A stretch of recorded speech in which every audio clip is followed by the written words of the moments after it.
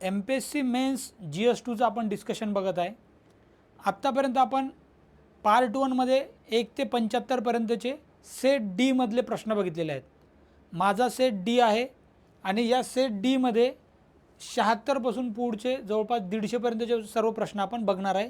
त्याची प्रोबॅबल आन्सर की काय असणार आहे, काय त्याचे एक्सपेक्टेड आन्सर आहेत, काय त्यांचे सोर्सेस आहेत, काय त्याचं थोडक्यात एक्सप्लेनेशन आहे, या गोष्टी आपण आता डिस्कस करूयात. तर आता 76 नंबरचा क्वेश्चन काय होता, तो लबासना वगैरे या रिलेटेड आहे.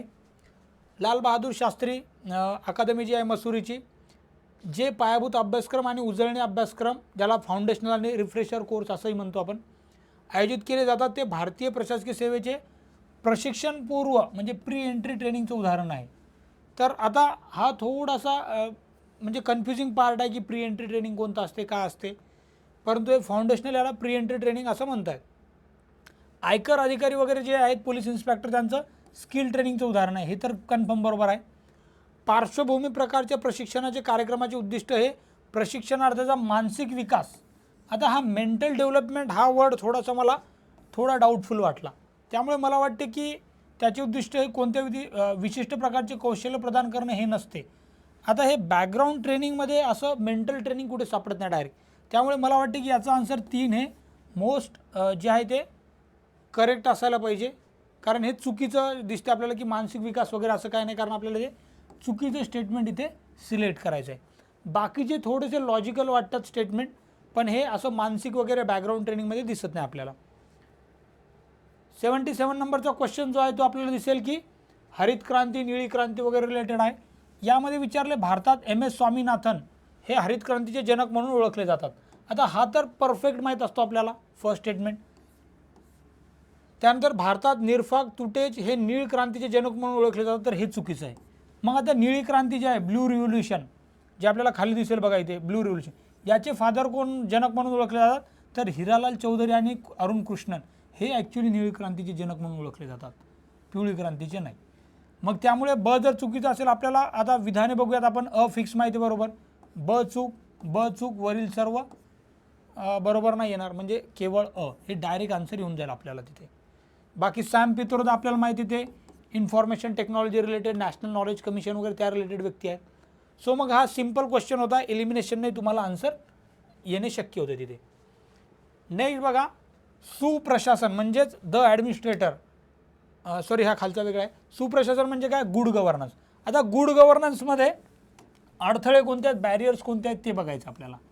आता जनतेमधील औदासीन्य ते आहे की जनता जेवढी ॲक्टिव्ह उत्साही असेल तेवढं चांगलं गव्हर्नन्स होऊ शकते, बरोबर. त्यामुळे तो एक अडथळा आहे. संधी सेवकांच्या मानसिकतेची समस्या तोही दिसून येतो आपल्याला, की जे सिव्हिल सर्वंट असतात त्यांच्या ॲटिट्यूडमध्ये पण प्रॉब्लेम दिसतो, तो एक अडथळा आहे आपल्याला. सर्व नाही पण काही प्रमाणात दिसून येतो तो. उत्तरदायित्वाचा अभाव दिसून येतो, नागरिकांना आपल्या अधिकारी कर्तव्याची कमी जाणीव असते. म्हणजे हे सर्वच ब क ड असं आपण 3 आन्सर म्हणू शकतो की ते अडथळे आहेत.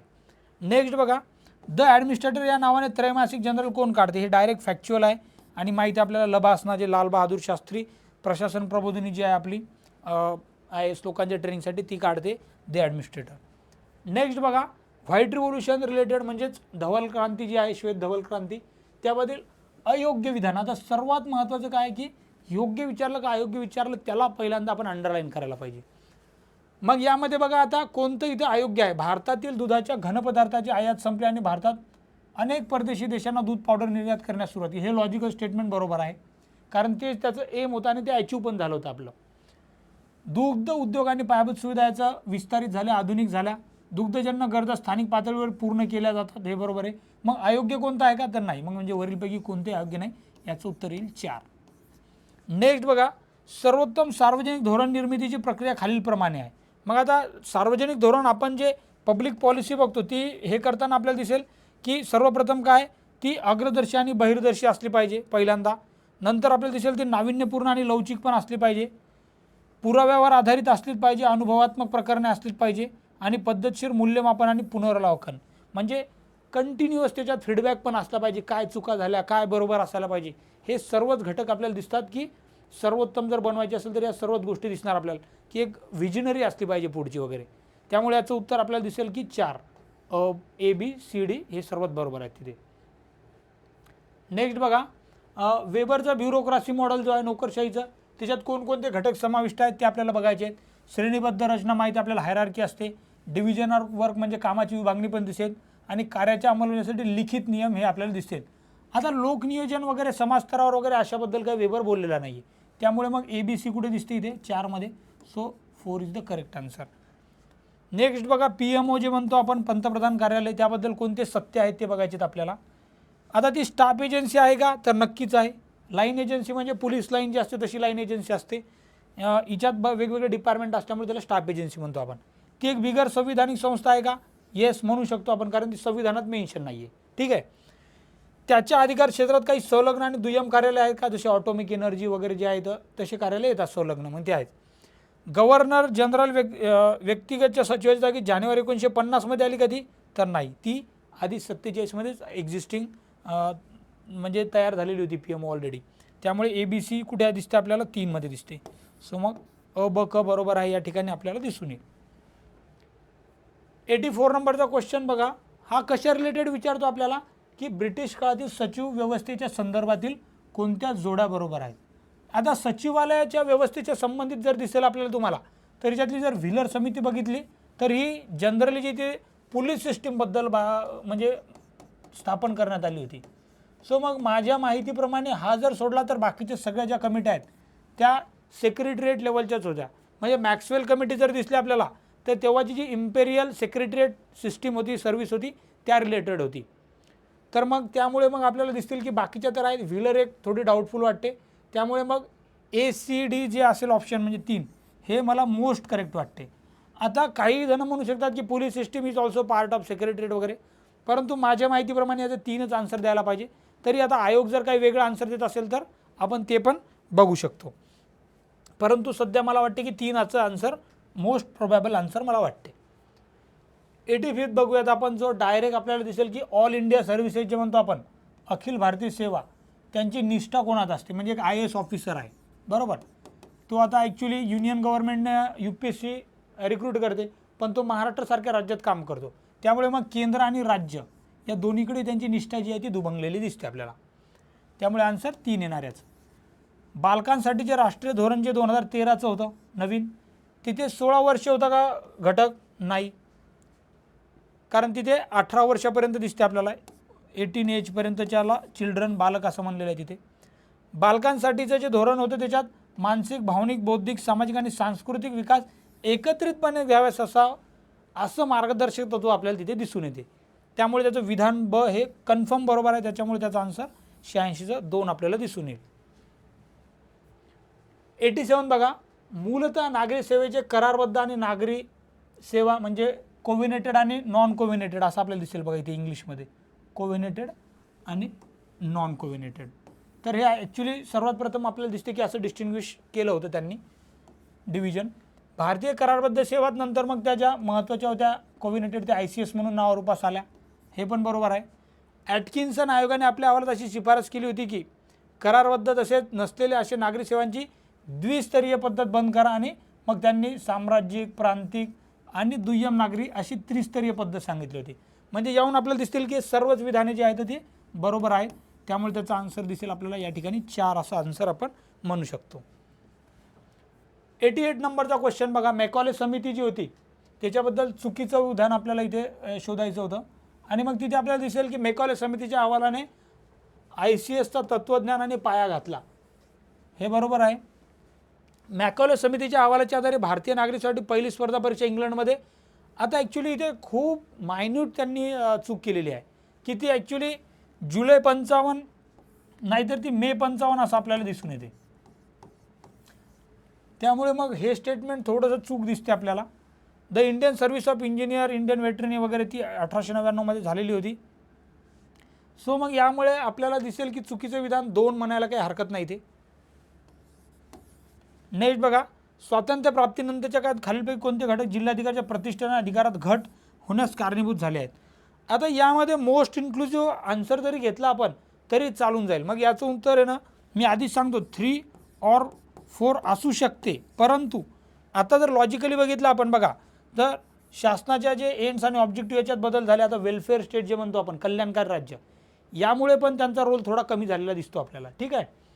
त्यानंतर पंचायत राजचा उदय नक्कीच 73 आणि 74 आणि मग जिल्हा परिषदसारखे घटक आले, जिथे पॉवर थोडीशी वेगळी आहे जिल्हाधिकाऱ्यांपेक्षा ज्या जिल्हा परिषदला दिलेली. त्यानंतर आता आघाडी शासनाचं उदय याचं डायरेक्ट तर काही रिलेशन दिसत नाही, मग क ला आपण एलिमिनेट करू शकतो, ठीक आहे. मग त्यामुळे अ व ड ई जे आहेत ते बरोबर आहेत, कारण आघाडी शासनाचा उदय म्हणजे कोलिशन गव्हर्नमेंट जे म्हणतो त्याचं डायरेक्ट इम्पॅक्ट कुठे दिसत नाही. त्यामुळे मग मोस्ट करेक्ट आन्सर मला 3 वाटते. आता आयोगाने जर मोस्ट इन्क्लुसिव्ह घेण्याचा प्रयत्न केला तर मे बी 4ही देऊ शकते, परंतु माझ्या नॉलेजनुसार तर याचा आन्सर 3 देण्याला म्हणजे आयोग 3 देऊ शकते. नेक्स्ट बघा 90 नंबरचा क्वेश्चन. आता हे डायरेक्ट स्ट्रेट फॉरवर्ड आहे की सिव्हिल सर्व्हिस डे आपण कधी साजरा करतो, तो 21 एप्रिल पासून म्हणजे तो डिक्लेअर केला आपण. आणि का केला तर सरदार वल्लभभाई पटेल यांनी या दिवशी ॲड्रेस केलं होतं त्या ऑफिसर्स लोकांना, त्यामुळे मग तिथे त्या दिवसापासून आपण त्याला सिव्हिल सर्व्हिस डे म्हणून सेलिब्रेट करतो. जिल्हाधिकारी यांच्या अधिकारी कार्याबाबत कोणतं चुकीचं आहे ते विचारलेलं आहे. आता इथे ते जिल्हा जनगणना अधिकारी असतात हे बरोबर आहे, ते संसदीय मतदारसंघातील निवडणूक अधिकारी असतात, तर ॲक्च्युली हे पण थोडं कन्फ्युजिंग वाटते मला. आणि संकटकालीन आपत्ती व्यवस्थापनाचे प्रमुख, आता प्रमुख म्हणजे कुठलचे, नॅशनल लेवल, स्टेट लेवल का जिल्हा लेवल, असं काही डायरेक्ट दिलं नाही त्यांनी, त्यामुळे मग या 2मध्ये मला थोडं प्रॉब्लेमॅटिक वाटला आहे. परंतु मग जर का आपण बघितलं की आपत्ती प्रमाणाची इथे बघा इंग्लिशमध्ये काय, ही act as a chief disaster management during crisis. मग आता हे बरोबर पण आहे आणि चूक पण आहे, कारण ॲपेक्स लेवलला तर प्राईम मिनिस्टर असतात सर्वात वर चीफ. मग तसं जर पकडलं लॉजिक तर मग याचं उत्तर चूक होऊन जाते. निवडणूक अधिकारी, रिटर्निंग ऑफिसर ते असू शकतात, कारण इलेक्शन कमिशन तसं अपॉइंट करू शकते. त्यामुळे या 2 आणि 3मध्ये थोडं कन्फ्युजन आहे, त्यामुळे मी ते स्टार करून ठेवलं ऑलरेडी त्याला, की या प्रश्नाचं उत्तर आयोग काय देते बघूयात. इनिशियली मला वाटते की 3 पकडून आपण चालू शकतो, पण आता interpretation up to the interpretation of the आयोग आणि स्टुडंटने काय इंटरप्रेट केलं त्या टाईमला, की जिल्हा लेवलवर तर नक्कीच ते असतात प्रमुख डिझास्टरचे.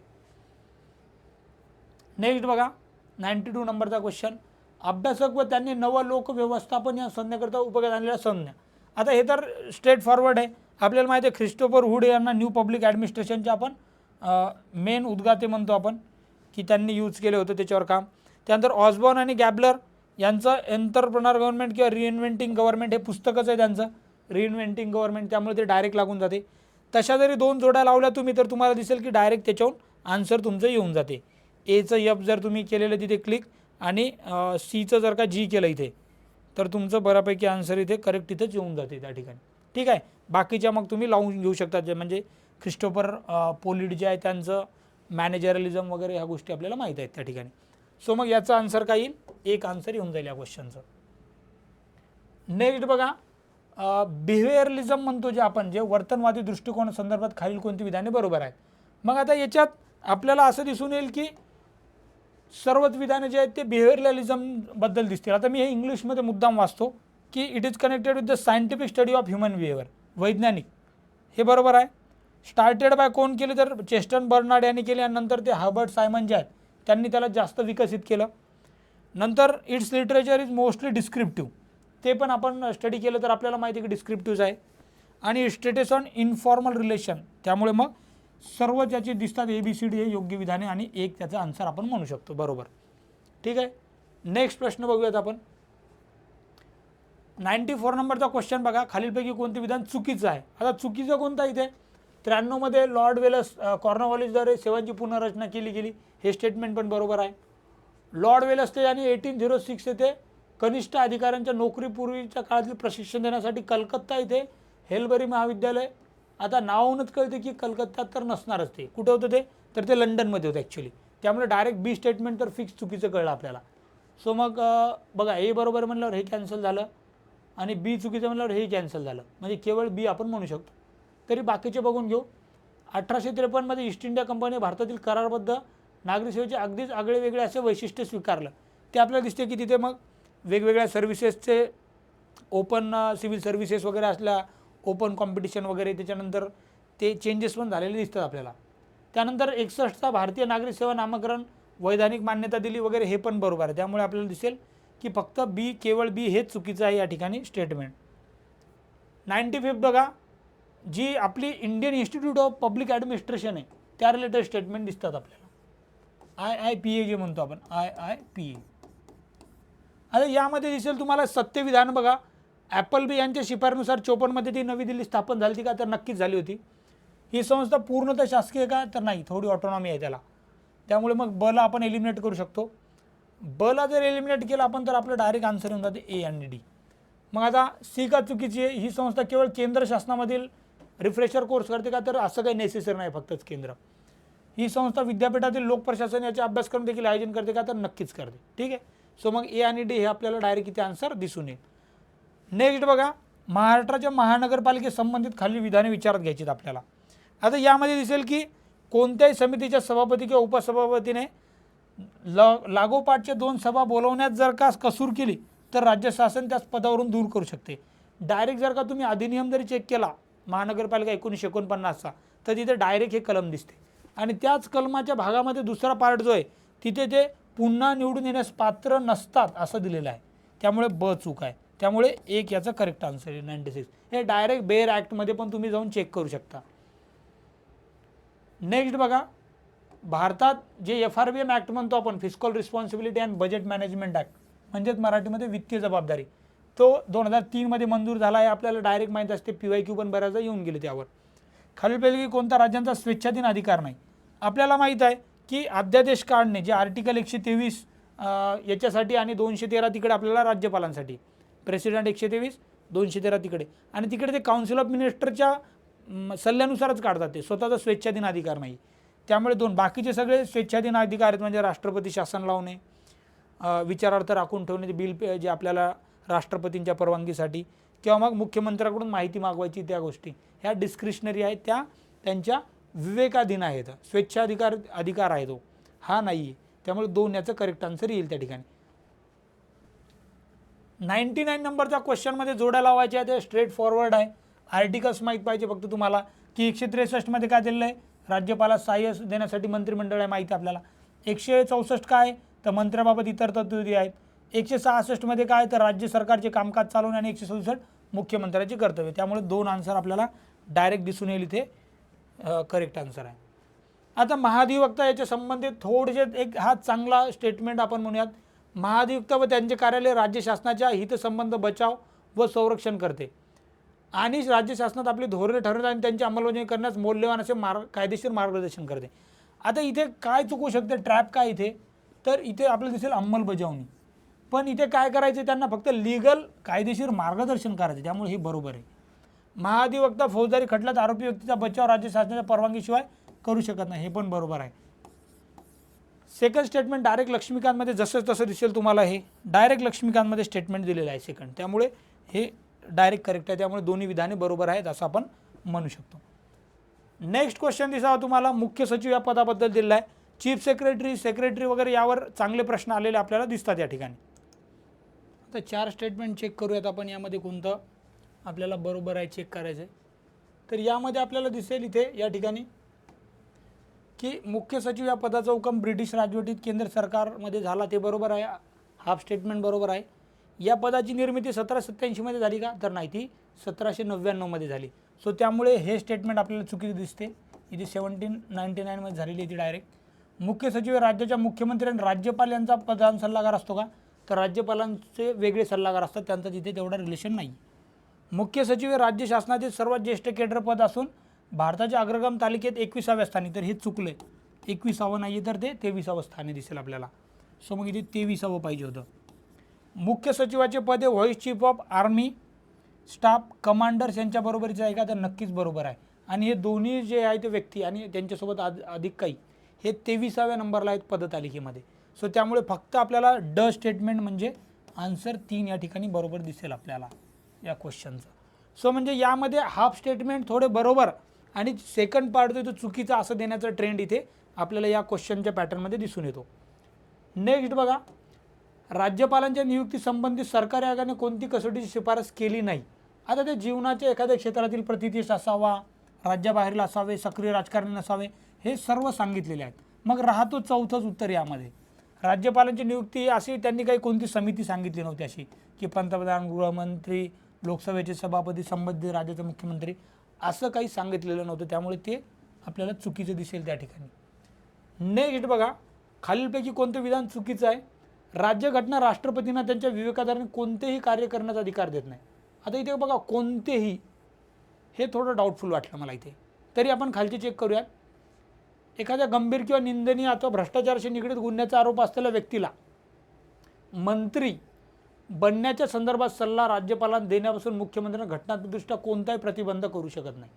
आणि हे एकदम बरोबर आहे, कारण मग प्रत्येक राजकारणावर कधी ना कधी भ्रष्टाचाराचे आरोप होतात, मग कोणालाच मंत्री करता येणार नाही. त्यामुळे असं कॉन्स्टिट्यूशनमध्ये तरी तुम्हाला दिसणार नाही की कुठे काहीतरी असं बंधन आहे. राज्यपाल त्यांच्या स्वतःच्या मतानुसार अशा व्यक्तीला मुख्यमंत्री म्हणून नेमू शकतात ज्याची विधानसभेत बहुमत मिळण्याची शक्यता आहे आणि ते विधानसभा पूर्णपणे स्थापन करण्यापूर्वी त्या अधिकाराचा वापर करू शकतात. अशी कृती राज्यपालांना अप्रामाणिकपणा स्थापित करणार नाही. हे नॉर्मल आहे आणि हे वेगवेगळ्या केसेसमध्ये पण सुप्रीम कोर्टने सांगितलेलं आहे. आता यापैकी चुकीचं कोणतं आहे, तर यामध्ये आता मला एक हे मोस्टली चुकीचं वाटते, कारण तिथे थोडे त्यांना डिस्क्रिशनरी पॉवर आहेत, म्हणजे देतच नाही असं. आयोग याचं उत्तर 4 पण देऊ शकते की सर्व बरोबर आहे, परंतु मला वाटते की 1 देणं हे मोस्ट करेक्ट असू शकते. बट काही जणांनी जर का 4 जरी लिहिलं असेल याचं उत्तर, तरी त्यांनी आयोगाची आन्सर की येईपर्यंत वेट करू शकतात. ठीक आहे. नेक्स्ट बघा 104, दुसऱ्या प्रशासकीय सुधारणा आयोगाबाबत खालीलपैकी कोणते विधान बरोबर आहे. आता सेकंड ARC बद्दल सर्व स्टेटमेंट इथे बरोबर दिसतील तुम्हाला. यांनी काय सांगितलं होतं सेकंड ARCने की गुप्त कायदा 23 रद्द करावा अशी शिफारस केली आहे. आयोगाने सशस्त्र बल विशेष अधिकार कायदा रद्द करावा अशी शिफारस केली आहे. आयोगाने स्थानिक क्षेत्र विकास ज्या संसद सदस्यांना आपण MP लाड स्कीम जे म्हणतो त्यांच्यासाठी जो फंड दिला जातो तो बंद करा, कारण त्याचा काही फायदा होत नाही असं क्लिअरली मेन्शन केलं होतं सेकंड ARCमध्ये. त्यामुळे सर्वच विधाने बरोबर दिसतील आपल्याला. ॲक्च्युली त्यांनी जो AFSPA कायदा आहे, सशस्त्र बल विशेष कायदा, हा रद्दपेक्षा तो थोडासा त्याच्यात बदल करू शकता असं सांगितलं होतं. परंतु लॉजिकली जर बघितलं तर सर्वच विधाने मग आपल्याला बरोबर घ्यावे लागतील, कारण 1 आणि 3 तर कन्फर्म 100% बरोबर आहे. 2 जे आहे ते 90% बरोबर म्हणू शकतो आपण, परंतु वरीलपैकी सर्व हेच मग आपल्याला आन्सर घेऊन चालावं लागेल. सो याचा आन्सर आपल्याला देता येईल 4. नेक्स्ट बघा कोणतं विधान बरोबर आहे हे चेक करायचं आपल्याला. आता यामध्ये आपल्याला दिसेल की अर्थविधेयक नसलेल्या संपूर्ण विधेयकाचा पुनर्विचार करावा असा संदेश देऊन ते परत पाठवण्याचा राज्यपालांना अधिकार नाही असं आहे का? नाही, चुकीचं आहे. महाराष्ट्र, मध्य प्रदेश, कर्नाटक या राज्यात राज्यपालांना आदिवासी जमातीच्या कल्याणासाठी मंत्री, तर हे महाराष्ट्रामध्ये नाही येते. आपल्याला दिसेल की ते मध्य प्रदेश, झारखंड वगैरे त्या जो वरचा बेल्ट आहे 4 राज्य त्यांच्यासाठी लागू आहे, ते ओडिसा वगैरे. सो मग हे पण स्टेटमेंट चुकीचं राहील. सो आता इथं बरोबरमध्ये ब जर आपण कॅन्सल केले तर आपल्याला क आणि ड राहतो. 6व्या परिशिष्टात आसाममध्ये आदिवासी क्षेत्रासंदर्भात राज्यपालांना काही विशेष अधिकार दिले आहेत, नक्कीच दिले आहेत. उच्च न्यायालयाचे स्थान धोक्यात आणणारे विधेयक राज्यपाल स्वेच्छेने राष्ट्रपतीच्या विचारार्थ ठेवू शकतात आणि त्यांना ठेवावंही लागते. त्यामुळे याचं 3 आन्सर करेक्ट येईल, क आणि ड. नेक्स्ट क्वेश्चनकडे जाऊयात आपण. लोकपालबद्दल प्रश्न हा ॲम्बुड्समनबद्दल. न्यूझीलंड हा राष्ट्रकुल याच्यातला पहिला देश आहे का? तर आहे, नक्कीच आहे. तो 1962च्या अराउंड आपल्याला तिथे दिसते, न्यूझीलंडमध्ये स्थापन झालेलं. भारतात लोकपाल आणि त्यांच्या सदस्याचा काळ 565 आहे का? 570 आहे, 5 आणि 70 वर्ष लोकपालमध्ये. त्यामुळे हे स्टेटमेंट चुकीचं आहे. म्हणजे जर का आपण ब एलिमिनेट केलं इथे तर आपल्याला डायरेक्ट 3 आन्सर येऊन जाईल. क तर बरोबरच आहे की लोकपालमधील न्यायिक सदस्याची जी त्यांनी तरतूद दिली ती करेक्टच आहे इथे या ठिकाणी, की ते न्यायिक सदस्य सर्वोच्च न्यायालयाचे माजी न्यायाधीश अथवा उच्च न्यायालयाचा माजी मुख्य न्यायाधीश असावे. ही डायरेक्ट तरतूद स्ट्रेट फॉरवर्ड आहे. याचं 3 आन्सर येऊन जाईल इथे. नेक्स्ट बघूयात आपण समित्यांबद्दल आहे हा प्रश्न. दैनंदिन कामकाजाशी संबंधित नाही अशी कोणती कमिटी आपल्याला त्यांनी विचारलेली आहे. तर ॲक्च्युली ही दिसेल डायरेक्ट तुम्हाला की खाजगी सदस्यांच्या विधेयक आणि ठराव यावरील समिती. इथे डे टू डे वर्कचं कामच येत नाही खाजगी, याचं किती असणार त्यांचं काम. त्यामुळे डायरेक्ट 3 आपल्याला आन्सर. बाकीच्या तर विशेष अधिकार, कामकाज सल्लागार, नियम समिती या इम्पॉर्टंट पण आहेत आणि बऱ्याच याचे लोकसभाचे जे स्पीकर आहेत तेच त्यांचे आपल्याला दिसतात की अध्यक्ष आहेत. त्यामुळे 3 हे करेक्ट आन्सर आहे. आता इकॉनॉमिक सर्वे जे म्हणतो आपण, भारतातील आर्थिक सर्वेक्षण कोण प्रकाशित करते? तर आपल्याला माहिती आहे वित्त मंत्रालय, त्याचं specific office of economic affairs हे पण माहीत असेल आपल्याला, डिपार्टमेंट ते बजेट डिव्हिजन वगैरे. तर त्याचा आन्सर काय येऊन जाईल मग आपल्याला? 3 हे आन्सर याचं येऊन जाईल. सो याचं काय आन्सर आहे? 3 आन्सर आहे याचं. नेक्स्ट बघा हा पण एक चांगला प्रश्न होता. सभापती आणि उपसभापती जर पंचायत समितीचे कामावर रुजू होऊ शकत नाहीत, रजेवर आहेत, तर मग त्यांच्या अधिकारांचा वापर कर्तव्य कोण करेल? तर मग त्याचं डायरेक्ट दिसेल की जे CEO असतात, हे मुख्य कार्यकारी चिठ्ठ्या टाकून काय करतात, विषय समितीचे सभापती प्रमुख जे त्यांना निवडतात. मग CEO काय करतात, जे सभापती आहेत आणि सभापतीमध्ये कोणते, विषय समितीचे. हे डायरेक्ट स्ट्रेट फॉरवर्ड आपल्याला आन्सर दिसेल एक याचं. ठीक आहे. नेक्स्ट बघा, तातडीच्या सार्वजनिकदृष्ट्या महत्त्वाच्या विशिष्ट बाबीकडे विधानसभा सदस्य कोणत्या मार्गाने शासनाचे लक्ष वेधून घेतात, आणि ते माहिती आपल्याला स्थगन प्रस्ताव असतो, ज्याला इंग्लिशमध्ये आपण ॲडजर्नमेंट मोशन म्हणतो. म्हणजे 110चं 2 हे करेक्ट आन्सर आपल्याला दिसून येईल. नेक्स्ट बघा 111वा क्वेश्चन, राज्यघटनेच्या 243B नुसार ग्रामसभेची व्याख्या करण्यात आलेली आहे का? तर बरोबर आहे, इथेच दिलेली आहे व्याख्या ग्रामसभेची. ग्रामसभा ही कायमस्वरूपी संस्था आहे, माहिती आपल्याला ती. हे निर्वाचित नसतात, कारण गावातील सगळेच 18 वर्षाच्या वयावरील जे लोक आहेत आणि ज्यांनी मतदार यादीत नोंद केलेली पाहिजे, नसली नाही, केलेली पाहिजे, त्यामुळे क तर चूक आहे. ग्रामसभा ही गाव पातळीवर कार्यरत असलेली वैधानिक संस्था आहे का, म्हणू शकतो आपण आहे. सो मग अ ब ड जिथे आहे ते करेक्ट आन्सर येऊन जाईल 2. जर तुम्ही क जरी एलिमिनेट केलं तर तुमचा आन्सर 2 येऊन जाईल या ठिकाणी. नेक्स्ट क्वेश्चन बघूयात आपण आता. महाराष्ट्रातील जिल्हा परिषदेचे जल व्यवस्थापन आणि स्वच्छता समितीबाबत विधाने आहेत. आता याचं मला डायरेक्ट आन्सर सापडलेलं नाही आहे, परंतु याचं लॉजिकली जर बघितलं तर स्टेटमेंट मला बरोबर वाटते. समितीस आपली कार्य आणि कर्तव्य पार पाडताना सहाय्य किंवा सल्ला देण्यासाठी जिल्ह्यातील सहाय्य करण्यास किती प्रतिनिधी विशेष निमंत्रित करता येईल. आता फक्त डाऊटफुल काय इथे कितीही हा शब्द डाऊटफुल आहे. तिथे आता स्पेसिफिक तर सांगितलं नाही, पण किती म्हणजे काय, मग याला बरोबर घ्यायचं का चूक हे मला कळत नाही आहे. आणि मग याच्यामध्ये वेगवेगळ्या गोष्टी संबंधित आणि त्याचा वापर करतील हे पण लॉजिकल वाटते, परंतु असं स्पेसिफिक मला कुठे सापडलं नाही कायद्यामध्ये. त्यामुळे मग मी याचा आन्सर देणं टाळतो. याचा आयोग काय येईल ते, किंवा तुमच्याकडे जर त्याचा सोर्स असेल तर मला तुम्ही लिंकमध्ये यूट्यूबच्या खाली सांगू शकता. सो मग हा एकच प्रश्न आहे की ज्याचा मी आन्सर देत नाही आहे. ठीक आहे. नेक्स्ट बघा, संसदेमध्ये अर्थसंकल्प खालील 6 टप्प्यातून जातो. ते 6 टप्पे कोणते आहेत? तर आता आपल्याला दिसेल की सर्वात पहिले अर्थसंकल्प सादर करणे हा येतो. त्यानंतर त्यावर सर्वसाधारण चर्चा होती, हे 2 नंबरला दिसेल तुम्हाला. सो मग 1, त्यानंतर 3, त्यानंतर मग विभागीय समित्यांकडे छाननी होते, हे 3 नंबरला. मग तुम्ही जर असं लावलं तर तुम्हाला दिसेल की डायरेक्ट उत्तर 3 येऊन जाते.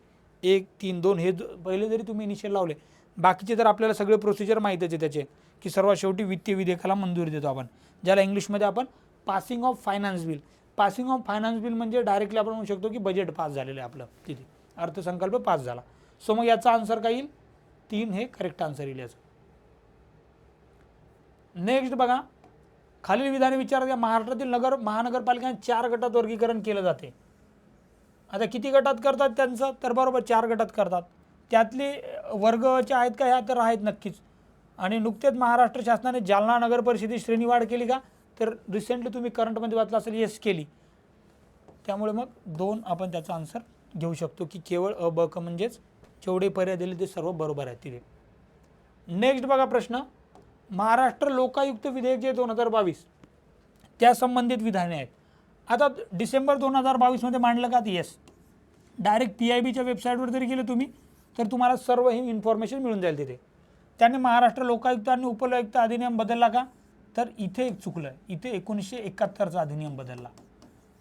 आता एवढं डेट्समध्ये का त्यांनी कन्फ्युजन केलं, कारण हा PYQ आहे, बऱ्याचदा विचारून झाला आहे 71 आणि 72वर, बऱ्याचदा कन्फ्यूज पण करून झालं आहे आयोगाकडून. त्यामुळे तुम्हाला या ट्रॅपमध्ये फसायचं नव्हतं बच्या. तुम्ही ब जर तिथे एलिमिनेट केलं तर तुमचं बऱ्यापैकी अ आणि क बरोबर येऊन जाईल तिथे.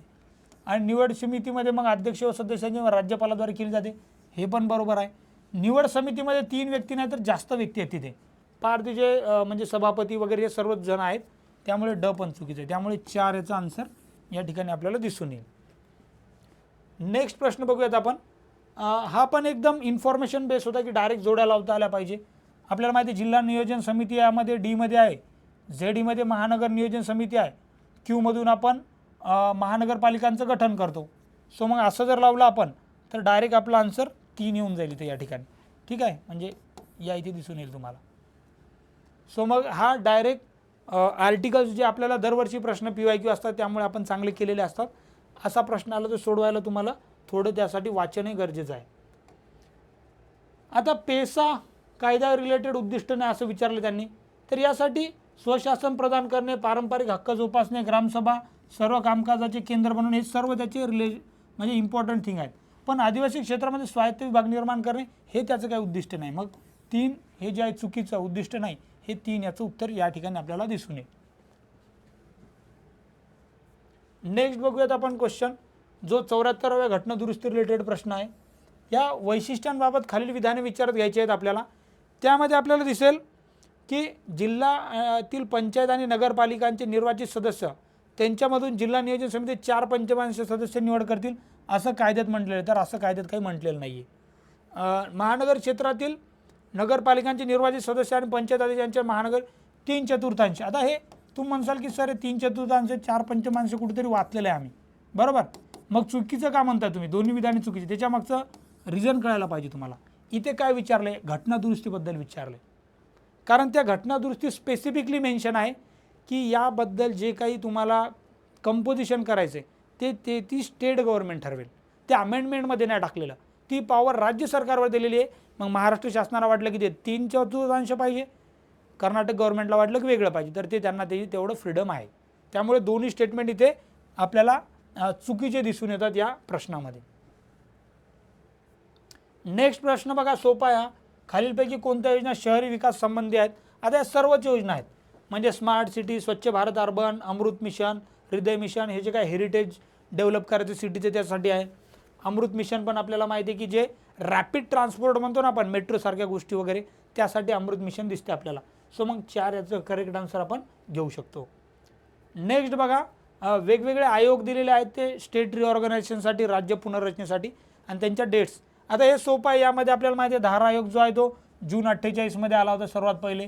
त्यानंतर मग त्याचं पटलं नाही लोकांना, मग GVP कमिटी बसवली काँग्रेसने स्वतःची, ती डिसेंबर 48 मध्ये, आणि फजल अली जे होते ते डिसेंबर 53 मध्ये. आणि या फजल अली कमिशनच्या नंतरच मग स्टेट रिऑर्गनायझेशन ॲक्ट 56 झालेला दिसतो आपल्याला. सो त्यामुळे आपल्याला 1 याचं करेक्ट आन्सर दिसते. तर हे जनरली आपल्याला कोर पॉलिटी आणि गव्हर्नन्सचे प्रश्न दिसतात. यापुढे आपल्याला प्रश्न दिसतील ते कायद्यावरचे आहेत. ते आपण थोडक्यात बघूयात आता की कायद्याच्या प्रश्नाचे कसे कसे उत्तर आलेले आहेत. एक खाली प्रश्न कायद्याचा इथून 121 इथून सुरुवात होते. आता यामध्ये पहिला माहितीच्या अधिकारावर आपल्याला प्रश्न आलेला दिसतो. यावर्षीचे कायद्याचे प्रश्न जर बघितले तर आपल्याला दिसेल की काही सब कलमांवर पण प्रश्न आलेले दिसतात. जनरली कसं आहे, डायरेक्ट कलम आपण करून जातो, सब कलम करत नाही. आणि इथं तो ट्रेंड दिसतो की डायरेक्ट पुनर्नियुक्तीसाठी पात्र नसतील मुख्य माहिती आयुक्त आणि त्यांचं सब कलम विचारलेलं आहे. कारण ते 13(1), 13(2), 13(3), 13(4) सर्वच आहेत. तर इथे थोडंसं एक्सपेक्ट होतं तुम्हाला की 13व्यातलं जे सब कलम 1 आहे त्यामध्ये डायरेक्ट तुम्हाला हे स्टेटमेंट शेवटी दिसेल की पात्र नसतील. त्यामुळे 3 याचं करेक्ट आन्सर आहे. आणि माहितीच्या अधिकारावर सब कलम विचारले जातात त्यांच्या डेफिनेशनवर. पुढे चालून तुम्हाला जे SC ST ॲक्ट यामध्ये पण सब कलमावर प्रश्न विचारलेले दिसतील ॲट्रॉसिटी ॲक्टवर 89च्या. त्यामुळे आपण म्हणूयात की आता कलमांवर थोडं डेप्थमधलं नॉलेज एक्सपेक्ट होतं. इवन जो MLRC त्याचेही प्रश्न बघूयात आपण, तिथेही थोडीशी आतले प्रश्न विचारलेले दिसतात आपल्याला. तर आता आपण एकदम 5-10 मिनिटांमध्ये सर्व कायद्याचे प्रश्न इथे डिस्कस करूयात. आता IT ॲक्टबद्दल प्रश्न दिसतो आपल्याला 2000च्या. त्याच्यात सायबर अपिलीय प्राधिकरण कोणत्या आर्टिकल रिलेटेड आहे तर ते दिसेल आपल्याला की यामधलं वरीलपैकी कोणते नाही, कारण त्याच्यासाठी कोणते कलम 48 आहे त्यासाठी. ठीक आहे. सो त्यामुळे 4 त्याचं करेक्ट आन्सर असेल. बालकाच्या मोफत व सक्तीच्या शिक्षणाचा अधिकार 2009चा जो RT ॲक्ट म्हणतो आपण. बालक म्हणजे कोणत्या वयाचं मूल तर माहिती आहे आपल्याला 6 ते 14. आणि याबद्दलच आपल्याला दिसते की फंडामेंटल राईट पण 21A मध्ये पण तेच आपल्याला दिसते 6 ते 14 वयोगटात दिसते. सो मग याचा आन्सर 1 असेल आपल्याला या ठिकाणी. नेक्स्ट प्रश्न बघा, भ्रष्टाचार कायदा जो आहे त्याच्यात कलम 17 नुसार मुंबई महानगरांमध्ये कोणत्या दर्जाचे नसलेले पोलीस अधिकारी तपासासाठी अधिकृत व्यक्ती असतात की याच्या खाली दर्जा नसला पाहिजे. आणि तो माहिती आपल्याला की सहाय्यक आयुक्त, म्हणजे ज्याला इंग्लिशमध्ये आपण ACP म्हणतो, असिस्टंट कमिशनर ऑफ पोलीस. तर मग त्यांच्या दर्जा आणि त्यांच्या वरचे चालतात, खालचे चालणार नाही. सो मग ते आपल्याला भ्रष्टाचार प्रतिबंध अधिनियम 88चा कलम 17 मध्ये ते सांगितलेलं आहे. आता सेम त्यात लुचपत प्रतिबंधक कायदा जो 88चा त्यामध्येच आपल्याला एखाद्या गुन्ह्यासाठी दोषी ठरलेला आहे, त्याने नंतर पुन्हा या कायद्यानुसार दंडनीय गुन्हा केला तर त्याला किती शिक्षा असेल, तर आपल्याला दिसेल की 2018मध्ये जी काही अमेंडमेंट झाली होती याच्यामध्ये सुधारणा, त्याच्यानुसार आपल्याला दिसते की 5 वर्ष ते 10 वर्षापर्यंत आपल्याला दिसेल की जो पुन्हा गुन्हा करेल, की पुन्हा दोषी सापडला आहे, तेव्हा मग कमीत कमी 5 आणि जास्तीत जास्त 10 वर्ष आपल्याला तिथे शिक्षा दिसून येते. नेक्स्ट क्वेश्चनमध्ये दिसेल आपल्याला जमीन महसूल जो का संहिता आहे आपली 66ची, त्यात कलम 161A नुसार जिल्हाधिकारी गावातील कोणाच्याही ताब्यात नसलेल्या सर्व जमिनीच्या व्यवस्थापनाची योजना आणि मूर्त स्वरूप देणारे निस्तार पत्रक तयार करतील. बाकीचे डायरेक्ट एलिमिनेट होतील. जर का लॉजिकल तुम्ही थोडं जरी नॉलेज तुम्ही वाचलेलं असेल, कीवर्ड जरी ओळखीचे असतील तुम्हाला, तर तुम्ही निस्तार पत्रक इथे लिहू शकणार होते. शेतातील इमारत याचं म्हणजे ही जी डेफिनेशन आहे, अर्थ वगैरे याच्यात काय काय येते, मग शेतीची अवजारे येतात का, तर येतात. सर्व खत वैरण, शेतीचे उत्पन्न पण येते, ढोरांना निवारा मिळण्यासाठी जमीनधारकांच्या कुटुंबातील आणि कुळाच्या निवासासाठी असलेले सर्व जमीन त्यामध्ये येणार आहे. तर मग शेतातील इमारत हे 3 याचा आन्सर करेक्ट असेल. हे पण MLRC 66चा जो आहे त्या रिलेटेड प्रश्न, आणि हा मी म्हणेल की इझी टू मॉडरेट लेवलचा प्रश्न होता. जमीन संहितावर आता 66मध्ये त्यांनी विचारलेलं आहे की नुसार विकास आराखड्यात समाविष्ट असलेल्या क्षेत्रात जमिनीच्या वापर बदलासाठी कोणत्याही परवानगीची आवश्यकता नाही. म्हणजे सेक्शन 42 काय, तर ते NA लँड जे असतो नॉन ॲग्रिकल्चर लँड वगैरे करण्याचे प्रतिबंधते आहेत, मग त्याच्यात परवानगी नाही आहे याचं आर्टिकल, आणि त्यात स्पेसिफिक हॅझर्ड वर्ड बघितला तुम्ही डेव्हलपमेंट प्लॅन, तर तो दिसेल तुम्हाला 42च्या A मध्ये दिसेल. त्यामुळे त्याचं उत्तर 1 आहे या ठिकाणी. महाराष्ट्र जमीन संहिता 66 नुसार डॅश म्हणजे जमीन नोंदीमधील एक सूचक क्रमांक, जेथे जमिनीचा एक भाग त्याचे क्षेत्रफळ मूल्यांकन स्वतंत्रपणे प्रविष्ट केले जाते, याचा सर्वेक्षण क्रमांक असतो तो, ज्याला आपण सर्वे नंबर म्हणतो, ते त्याचा आन्सर इथे करेक्ट दिसेल 3. मग आपल्याला नेक्स्ट क्वेश्चन बघूयात आपण. जमीन महसूल संहितेवरचा शेवटचा प्रश्न आहे, ज्यावर जवळपास 5 प्रश्न आले होते. कलम 255 नुसार कोणत्याही महसूल अधिकाऱ्यासमोर दाखल केलेले कोणते अपील ते दाखल केलेल्या तारखेपासून 1 वर्षाच्या आत निकाली काढले जावे. सो 1 वर्ष. मग हाही प्रश्न आपल्याला दिसेल की मॉडरेट लेवलचा आहे. अपीलचा कालावधी आपण चुकू शकतो, 6 महिने बरेच जण लिहून आलेले आहेत, परंतु त्याचं 1 वर्ष हे करेक्ट आन्सर आहे. सो मग 2 याचं करेक्ट आन्सर असेल. पुढचा आता दिसेल आपल्याला जनहित अधिकारी म्हणजे RTI ॲक्टवरचा हा प्रश्न दिसेल आपल्याला. सबसेक्शन 1 बद्दल विचारलं आहे त्यांनी की central public information officer related. Port कलम 1 अन्वये विनंतीचा अर्ज फेटाळण्यात आला असेल तर त्याबाबत केंद्रीय जनमाहिती अधिकारी व राज्य जनमाहिती माहिती मिळण्याची विनंती करणाऱ्या व्यक्तीस काय काय माहिती द्यायची, तर हे सर्वच माहिती द्यावी लागते. विनंती अर्ज फेटाळण्याची कारणे काय आहेत, ज्या कालावधीत असा विनंतीचा अर्ज फेटाळल्यास विरोधात अपील करता येईल तो कालावधी, अपील प्राधिकरणाचा तपशील, संबंधित प्राधिकाराचे नाव व पत्ता कळवेल असा आहे का, तर नाही, हे नाही. आपल्या अधिकाऱ्याचं नाव व पत्ता याची काही गरज नाही. सो मग याचं एकच उत्तर येईल, सर्व नाही त्याच्यात येणार. ठीक आहे. नेक्स्ट प्रश्न बघा. कॉन्स्टिट्यूशनमधलं जे काय मानवी देह व्यापार प्रतिबंध करणार आर्टिकल आपल्याला माहिती आहे ते आर्टिकल 23 आहे.